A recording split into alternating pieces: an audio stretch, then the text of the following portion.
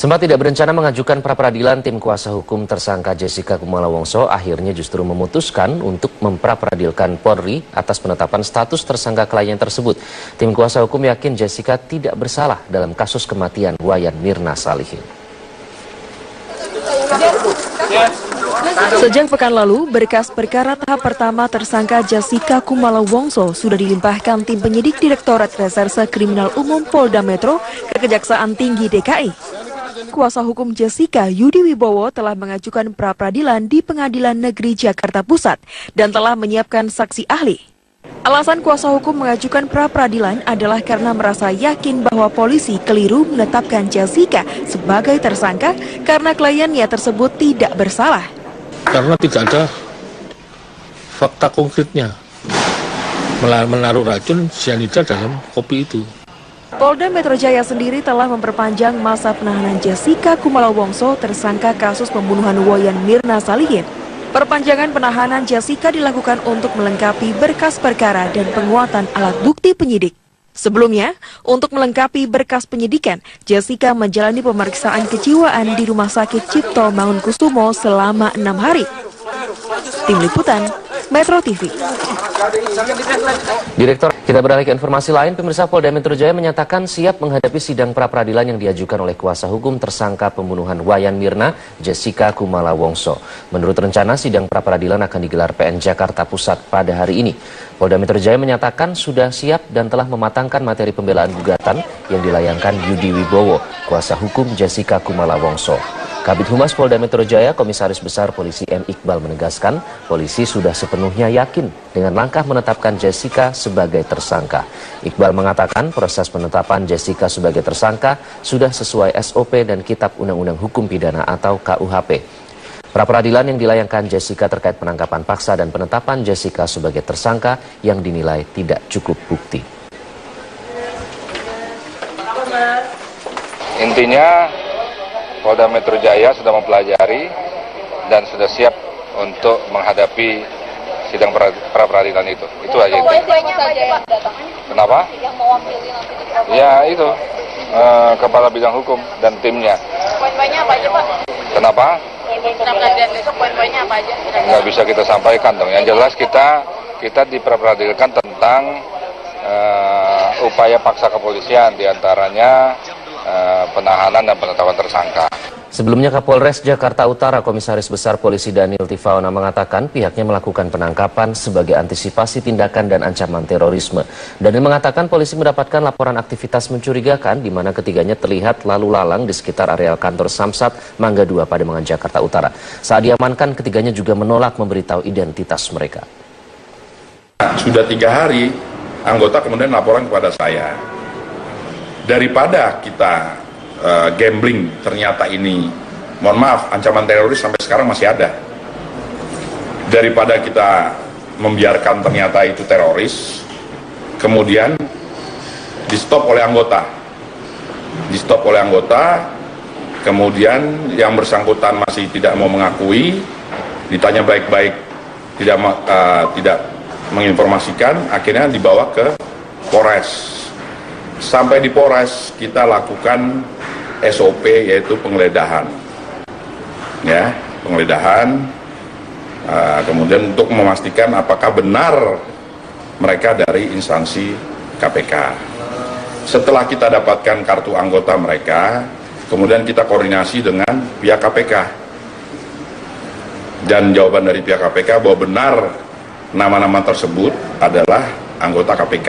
D, B, kemudian W, kemudian A. Ketiganya masih aktif, Bang, sebagai penyidik KPK itu, Bang, statusnya? Oh bukan, ini bukan penyidik apa yang dimaksud dengan Mas, penyidik maksudnya? Yang 3 orang ini statusnya dari KPK sipil. Apa aja, Bang? Sipil, tiga-tiganya sipil. Jabatannya, Bang? Jabatannya sebagai tim apa ya, kalau di CRC itu tim lapangan lah.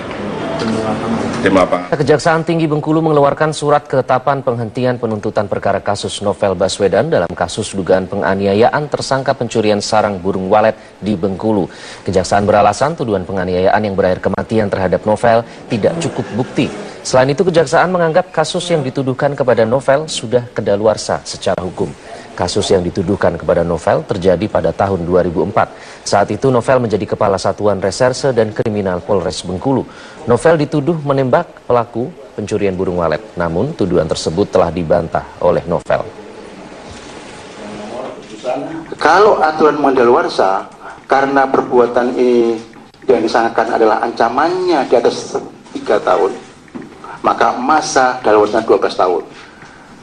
Kalau dihitung 1 hari sejak perbuatan dilakukan, maka 18 Februari 2016 adalah terakhir. Sehingga 19 sudah daluarsa. Oke, yang pertama. Yang kedua terkait mengenai objektivitas penanganan. Ya, saya katakan bahwa kita menangani secara profesional. Tidak ada yang namanya terpengaruh intervensi LSM yang disangkakan oleh teman-teman wartawan. Bukan itu.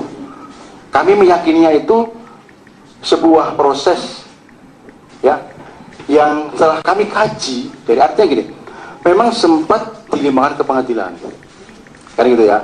Tetapi setelah dikaji oleh tim yang ada keraguan-keraguan.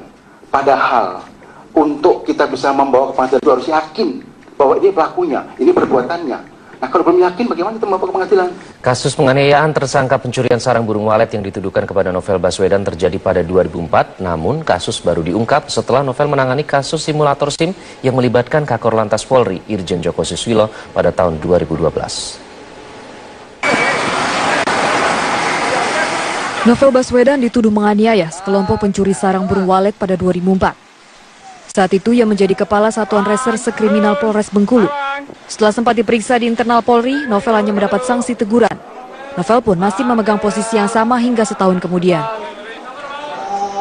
Namun kasus tersebut tiba-tiba muncul 8 tahun kemudian. Saat itu Novel selaku penyidik KPK memimpin penggeledahan kantor Korlantas Polri dalam kasus korupsi simulator SIM. Kehebohan sempat terjadi karena polisi akan menangkap Novel di kantor KPK. Atas perintah Presiden saat itu Susilo Bambang Yudhoyono, kasus Novel tidak diteruskan. Namun kasus Novel kembali muncul saat KPK berseteru dengan kepolisian pada 2015. Saat KPK menjadikan Komjen Budi Gunawan sebagai tersangka, Novel ditangkap sepekan setelah pengumuman tersangka tersebut. Kasus Novel kemudian diproses hingga sempat dilimpahkan ke persidangan. Namun Kejaksaan kembali menarik berkas sebelum pengadilan menetapkan jadwal sidang. Kejaksaan akhirnya memutuskan mengeluarkan surat ketetapan penghentian penuntutan atau SKP2 terhadap kasus Novel Baswedan. Tim Liputan Metro TV. Kita beralih ke informasi lain, Polda Metro Jaya telah menetapkan anggota DPR Ivan Has sebagai tersangka dalam kasus penganiayaan terhadap pembantu yang bekerja di rumahnya. Berdasarkan surat panggilan yang dikirimkan Polda, Ivan Has harus memenuhi panggilan di Reskrim Polda Metro Jaya untuk menjalani pemeriksaan. Polda Metro Jaya telah mengirimkan surat panggilan untuk pemeriksaan tersangka anggota DPR Ivan Has. Politisi P3, putra mantan wakil presiden itu dilaporkan ke Reskrim Polda Metro Jaya terkait kasus dugaan penganiayaan pembantu rumah tangga. Pihak Polda memanggil Ivan Has untuk memenuhi panggilan hari Selasa ini.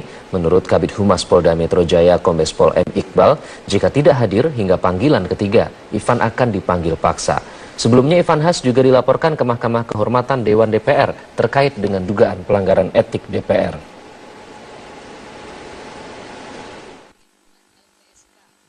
IH sudah kita panggil sebagai tersangka untuk hadir di sini besok. Kita lihat hadir atau tidak. Kita kan punya SOP satu kali, 2 kali, 3 kali kita panggil dengan surat perintah membawa, artinya ada upaya paksa. Gitu ya. Kita penyidik sudah memiliki alat bukti yang cukup kuat kalau sudah menetapkan tersangka itu ya. Kenapa? Ya, bukti-bukti itu kan materi penyidikan, jadi nggak bisa juga kita sampaikan di sini. Tapi yang jelas proses penyidikan akan terus maju dan sampai selesai. Dan berbeda dengan yang dialami oleh Ivan Has yang ditetapkan sebagai tersangka, anggota Komisi 3 DPR Masinton Pasaribu yang juga terjerat kasus dugaan penganiayaan bisa jadi akan melenggang bebas. Mahkamah Kehormatan Dewan berpotensi tidak akan melanjutkan kasus dugaan pelanggaran etik Masinton Pasaribu setelah korban Dita Aditya Ismawati sebagai pihak pengadu mencabut laporannya. Wakil Ketua MKD Sufmi Dasko Ahmad menyatakan pencabutan laporan sudah diterima pada hari Jumat lalu. MKD menerima surat pencabutan laporan atas dugaan pelanggaran etik Masinton dari Dita Aditya disertai dengan surat perdamaian dari kedua pihak. Menurut Dasko, MKD akan menghentikan laporan pelanggaran etik jika tahapan proses masih dalam verifikasi dan pelapor mencabut laporannya. Sebelumnya Dita mengadukan Masinton ke MKD dan Bareskrim Mabes Polri terkait dugaan penganiayaan dirinya oleh Masinton.